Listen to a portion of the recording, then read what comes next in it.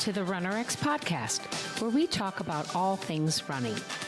As many runners know, it's 90% mental. So join Coach Valerie and Coach Caroline as we go through the mental side of running. Welcome back to the RunRX podcast. I'm your host, Coach Caroline, and I'm here with Coach Valerie. Coach Valerie, as we've been talking about lately, is I've been doing some research on, what are the most common questions that people have. And I was really astounded to find out that the top 4 are like right up our alley. And it's about those are the questions that we try to answer within our RunRX, right? That is what we do. But one of them that I thought was really interesting and really on topic for today is, how do we improve running speed and endurance? And basically what they were saying was, you do interval training and speed workouts, and you do long runs to build endurance. And then of course you do hill training to improve strength and speed. And when I read that as a runner, I know that that's like, okay, but how? So can you talk about those things? Can you talk about interval training and hill repeats and basically strength and long runs? How does that work in what you teach and in how to get our runners faster? Sure. So absolutely. I mean, variety is the key for runners. And that's really been a common way for people to get faster is through interval training, because you get to work the body at a little bit of a higher level, and then you give it time to rest. And that's the way we all get stronger, whether, by the way, you do strength training or intervals. It's very similar, right? You wouldn't go into the weight room and do a set of 1,500. A mile is 1,500 steps on average. And you would never think, I'm going to go in the weight room and do 1,500 reps, right?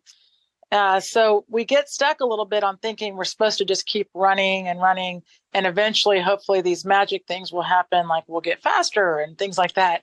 And let me just backtrack for a second, because one of the best things about what we teach isn't just how to get faster and how to run longer, but it's understanding what even is faster running, right? Like, what does that even mean? If I'm going to run faster, am I just moving my arms and legs faster? And this is a big problem because when people try to add speed work, there's a lot of injuries that come in with that. And absolutely. Especially as we see this, especially, of course, with older runners. And so it's a misunderstanding, because first, if I'm not really understanding what speed work is, then it really could be a chance to hurt myself. Same thing with like running hills, things like that. So one of the things we do, of course, is the first thing we teach people is like the movement of running, the correct how to be in a great position for your run. And the second thing is, what is speed? How do you actually accelerate in running? And if you just ask somebody, most people will say, well, I'm going to pump my arms, or I'm going to try to reach or push, or, move my legs faster, extending my stride. We hear that all the time. How do I extend my stride? Yeah. And then I tell people, well, actually, what you want to do is make friends with gravity. You actually already probably have way more potential speed than you realize. You just haven't learned how to use it yet. So one of the things we do in the very beginning, when we first meet our runners, is we teach them, one, of course, really efficient movement for running. And then we say, okay, let me explain to you how running speed works. And what's so cool, guys, and this is for anybody, is that you realizing, one, that the movement of your body, like faster legs, faster arm movement, is called a byproduct, is a natural response to you actually using gravity more. So we see people running faster, moving their arms and legs, so then we mimic that. Well, in actuality, what you'll start to learn is running is really the same movement, whether you're just tempo running or whether you're sprinting. So when you start to learn that first, then we challenge you into try a higher angle of fall, is what we call it. And the fun part is, if you start with that and that understanding, and then you start to build that relationship, you're going to run faster. You'll be more comfortable doing hill repeats, intervals, that are necessary to run faster, but you'll be doing them correctly. And That's a great. I was just going to say that's a great segue into what I was going to ask about hill repeats then. So hill repeats are kind of a way to increase your speed. Am I right in that understanding? Sure. Absolutely. And then what were you going to say? I'm sorry, you were going to give an example. Hill repeats are a great way of absolutely to get stronger and work on speed. But just imagine if you just went to the top of a hill and thought, I'm just going to run down it as fast as I can. Is that really going to make you faster? Or do you have or are you going to think, I don't want to hurt myself trying to, run really fast down this hill? It's really interesting. Don't people tend to push their foot out and put on the brakes? Yes. In fact, most people that do hill repeats, they run up the hill and then generally walk back down. Right. So hill repeats are fantastic, but why we love hill repeats and why we even like using hills is because it's a great way for you to continue that development of your friendship with gravity, of that relationship. Right. Because uphill, it's very, for a lot of people, uphill's not scary, right? Because if anything, what they're scared of is how hard it's going to be. They're not scared of running out of control. Whereas downhill, you could get out of control. So what we teach isn't that a fantastic mental exercise? Because you really are. You're like, the struggle of going up the hill is one kind of mental endurance to keep going, right? And to not try to stop and walk it. And then the other side, if you come back, not letting go enough to control it and not feeling like, oh my God, I'm going to lose myself out of it. So that it really is an interesting mental quandary. Right. And to be fair, a lot of times when when I start working with people, people don't even realize how much they're holding themselves back. Right. On anything, on uphill and downhill. So uphill is great for people because like you said, there's a mental aspect to it. Like I'm not going to stop. I'm going to run all the way up this hill. And it's a real thrill, right? When you do that. Mm-hmm. And then they turn around on the downhill and either they slow down or they recover on the downhill. And I'm like, guys, that's the free side. Like that's free gravity. And once we really teach people how to control their movement uphill and downhill, then they can use the hill repeats to gain speed, gain strength. See, that's the beauty of it. Once you actually learn how to hold yourself up and down the hill, then I tell people this all the time, you will look forward to hill repeats. And even when you go running, you're like, oh, yeah, hill, because I get to practice my fall a little bit more. It's true. Right. I mean, and we talk about this a lot because, like, say you cycle, anybody out there that does triathlons or rides bikes, well, they all know when they see a downhill, they don't try to pedal fast, they coast, right? Yeah. They let go, they're pedaling. They get to use that free ride down the hill. And I tell people, guess what? You can do the same thing with running. And once you learn how to do that, it changes everything about your run and the fear factor of it, right? Then when I see a downhill, I'm not thinking, oh, it's going to hurt my knees. I'm thinking, oh, neat, a downhill. I'm going to play with this grill. And we were talking, I'm just going to throw in a little example. We've had two ladies recently that are in their late 50s, both go out just separately, but start doing trail running, which by itself can be a little daunting because it's, there's uphill, downhill, the terrain is tricky. And both of them are both running faster than they ever thought they would at this age, by the way. Oh, wow. Injury free and looking forward to the thrill. And then, to me, that's really exciting, right? And one of them is a triathlete also. And the fun part is both came in with injuries, both came in being told, by the way, from, other people or I guess their therapist or whatnot. Well, at your age, right?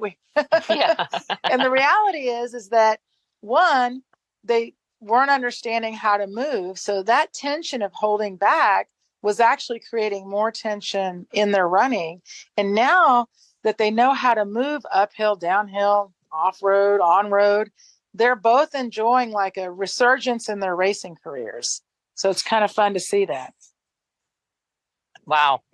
So let's circle back about with that. I wanted to ask you that you just said that we have a lot of runners that will hold back. So my question is, how does that translate to working with you? Like you were able to, I know that I help them a lot with the mental side of things. We'll get on calls and we'll talk about what are you afraid of? What's it going to mean if you have to DNF? What's it going to mean if this doesn't work out? Right.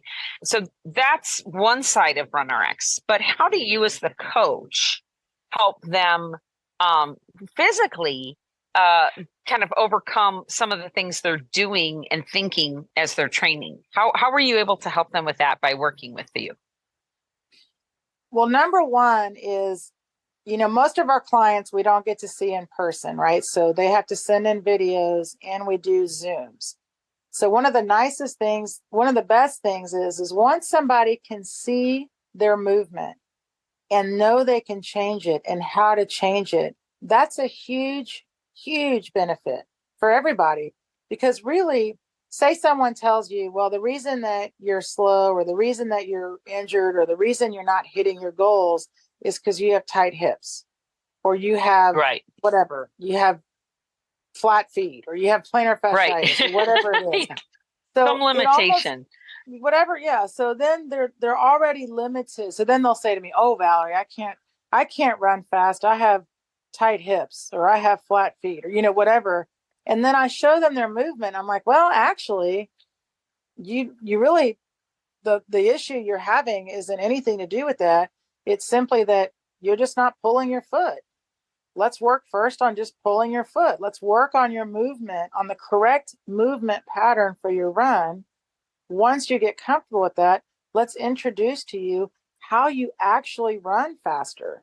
And for most people, they don't know how to run faster, like I said, other than trying to move their arms and legs faster. And what's amazing, and I didn't know anything about, by the way, guys, I didn't understand gravity and running either when I first started. I totally ran using my arms and legs like everybody else and got the same injuries as everybody else. So the reality is that we don't understand how our position, how our body weight, how we transfer our body weight or hold our body weight is actually what propels us forward. Once you start to learn how to move forward in running without using arms and legs, with simply just letting yourself go a little bit, it's so freeing. Regardless of having tight hips or flat feet or planters or whatever it is that you think is limiting you, when you can feel, even if it's just for 5 or 10 seconds in the beginning, wow, this is a really great feeling. It really makes you want to repeat it.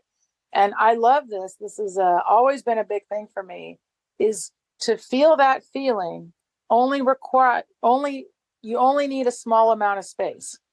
It doesn't have to be where you go out for a run. And this is a big learning lesson for people because they don't, in the beginning, think, well, if I can't run at all, forget it.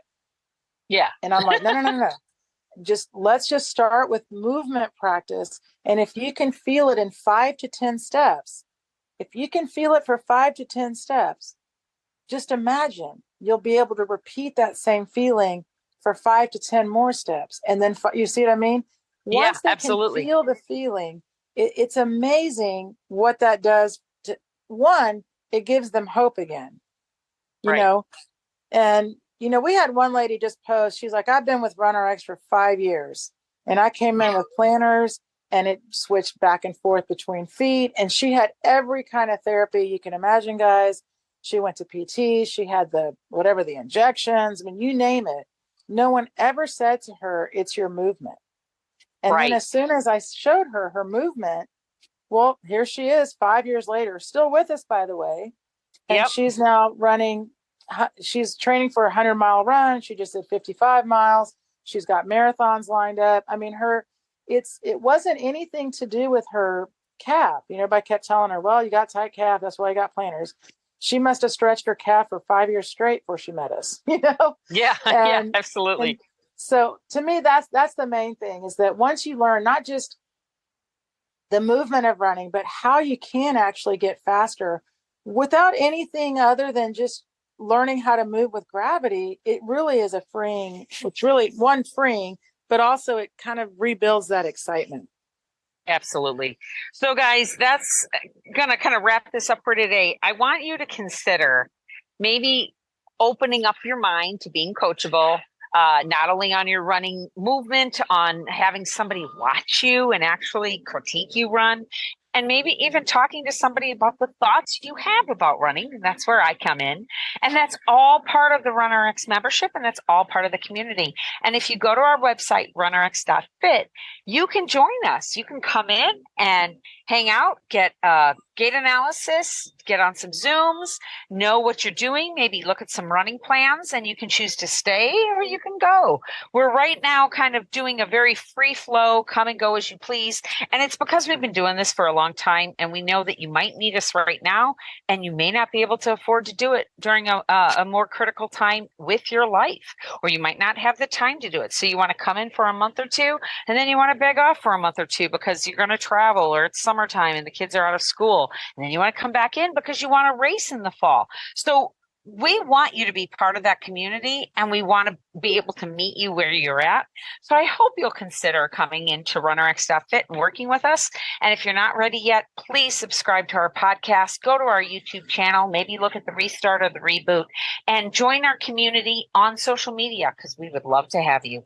Thanks, guys. Thank you for joining us on the RunRX podcast. If you'd like to know more, join us at www.runrx.fit. And if you have additional questions that you'd like answered on the podcast, email us at support@runrx.fit.